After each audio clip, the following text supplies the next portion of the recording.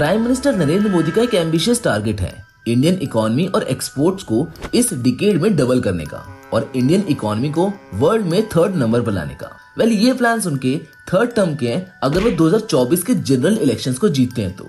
वैसे इसकी शुरुआत वो पहले से ही कर चुके हैं क्योंकि उन्होंने ऑलरेडी ऑफिशियल्स को एक रोड मैप तैयार करने के लिए बोल दिया है जिसमें वो इंडियन इकोनॉमी को डबल यानी कि 6.69 ट्रिलियन तक लेकर जाने वाले हैं। और इस वीडियो में हम यही सब जानेंगे कि आखिर एक देश की इकोनॉमी क्या होती है और उसको कैसे मेजर किया जाता है और कौन कौन से ऐसे फैक्टर्स हैं जो इकोनॉमी को अफेक्ट करते हैं। तो अब समय को और ज्यादा ना गवाते हुए चलिए जल्दी से स्टार्ट करते हैं आज के इस वीडियो को।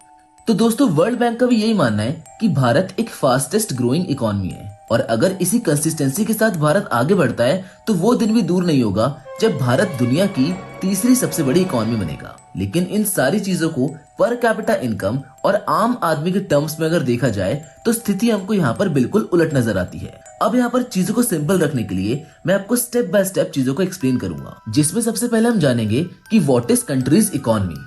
किसी भी देश की इकोनॉमी यानी कि अर्थव्यवस्था उसके प्रोडक्शन, कंजप्शन और गुड्स एंड सर्विसेज की ट्रेड्स पर डिपेंड करती है। इसी चीज को देश की जीडीपी भी कहा जाता है यानी कि gross domestic product. According to International Monetary Fund GDP एक इंडिकेटर है जिससे हम ये पता लगा सकते हैं कि किसी भी देश की इकोनॉमी कैसा परफॉर्म कर रही है। अगर आसान शब्दों में कहा जाए तो किसी भी देश में एक पर्टिकुलर टाइम में पैदा होने वाला सामान और सर्विसेज के सम को उसकी जीडीपी कहा जाता है। इसको कैलकुलेट करने का बहुत सिंपल तरीका होता है। इसके अंदर consumption, investment, government spending on goods and services और नेट एक्सपोर्ट इंक्लूड किया जाता है। नेट एक्सपोर्ट मतलब export of country minus it's import. ये फॉर्मूला है जीडीपी कैलकुलेट करने का। वैसे ये रियल जीडीपी नहीं होती है क्योंकि रियल जीडीपी इन्फ्लेशन को एडजस्ट करके निकाली जाती है और हमको जो नंबर शो किए जाते हैं वो विदाउट इन्फ्लेशन एडजस्टेड नंबर्स होते हैं। अब पीएम मोदी के हिसाब से इंडियन इकोनॉमी ऑन ट्रैक है, लेकिन जैसे ही बात आती है कॉमन मैन की तो ये नंबर्स जो हमको दिखाए जाते हैं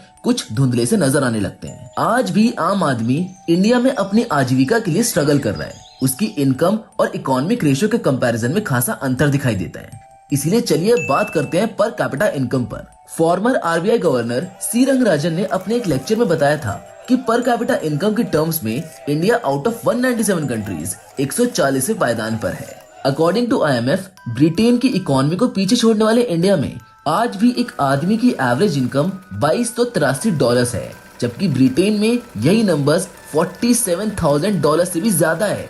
मैं जानता हूँ कि आप यहाँ पर यही सोच रहे होंगे कि अगर इंडिया की इकोनॉमी 5th लार्जेस्ट है तो पर कैपिटा इनकम में इतना डिफरेंस क्यों है। चलिए इस अंतर को भी अब डिटेल में समझते हैं, लेकिन सबसे पहले हमको ये जानना जरूरी है कि पर कैपिटा इनकम क्या होती है। सिंपल वर्ड्स में पर कैपिटा इनकम एक एवरेज इनकम है जो किसी भी इंसान ने कोई पर्टिकुलर एरिया में किसी पर्टिकुलर टाइम पीरियड में अर्न करी है।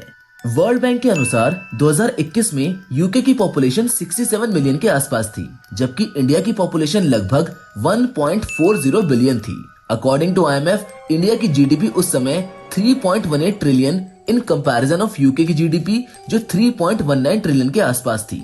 अब मेरा पॉइंट यहाँ पर ये सब बताने का ये है कि इसी पॉपुलेशन डिफरेंस की वजह से हमारी पर कैपिटा इनकम लो है, लेकिन पॉपुलेशन मेन फैक्टर नहीं है। प्रॉब्लम है हमारी इकोनॉमिक प्रोडक्टिविटी में।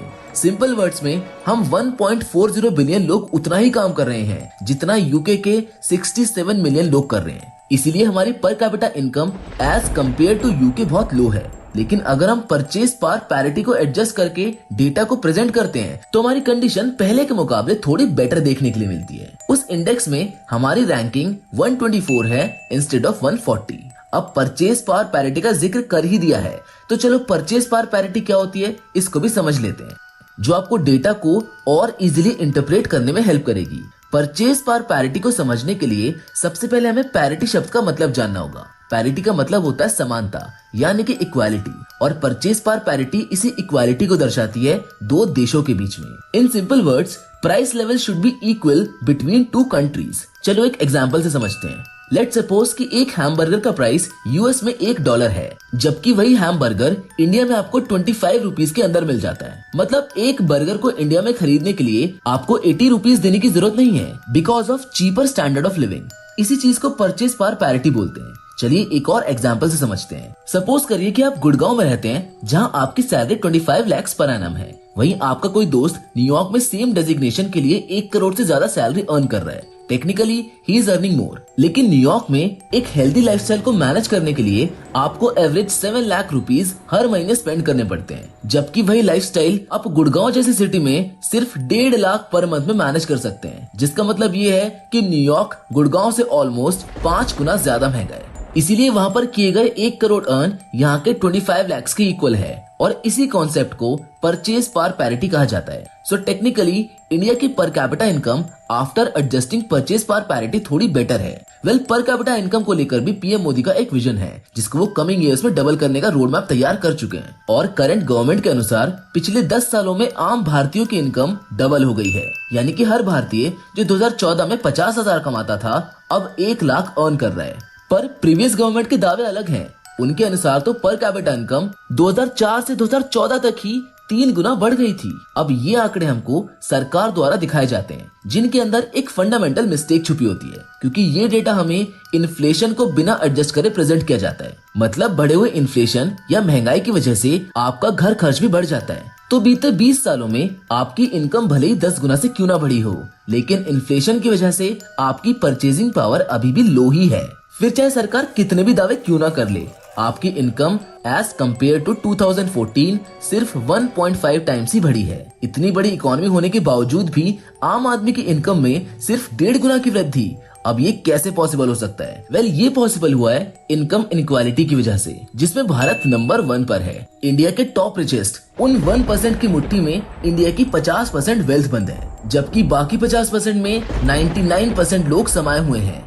ये डिफरेंस बहुत बड़ा है और इसी डिफरेंस की वजह से आपको भारत के अंदर 2 भारत देखने के लिए मिलते हैं। एक रिच पीपल, रिच सोसाइटी वाला भारत और एक भारत जिसमें गरीब लोग रहते हैं।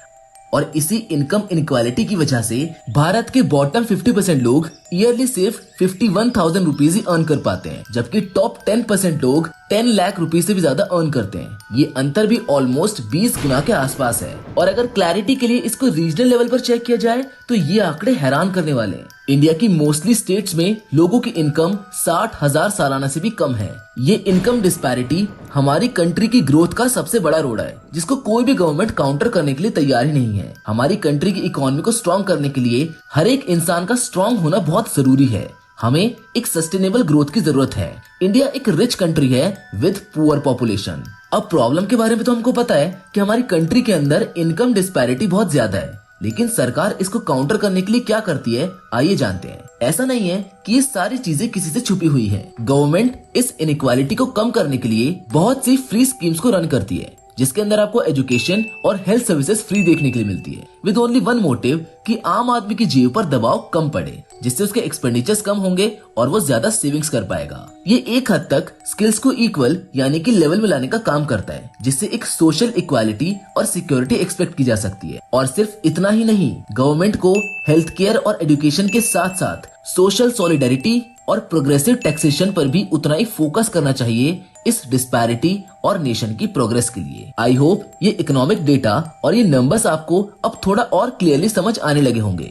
मैंने इस वीडियो को बहुत ही सिंपल तरीके से समझाने की कोशिश करी है। अब अगर आपको ये पसंद आई है तो प्लीज इसको अपने दोस्तों के साथ शेयर जरूर करें। आपकी ये छोटी सी कोशिश जागरूकता को फैलाने में हमारी मदद कर सकती है। वेल, फिलहाल तो इस वीडियो के अंदर बस इतना ही। मिलेंगे आपसे नेक्स्ट वीडियो में, लेकिन तब तक के लिए जय हिंद, जय भारत।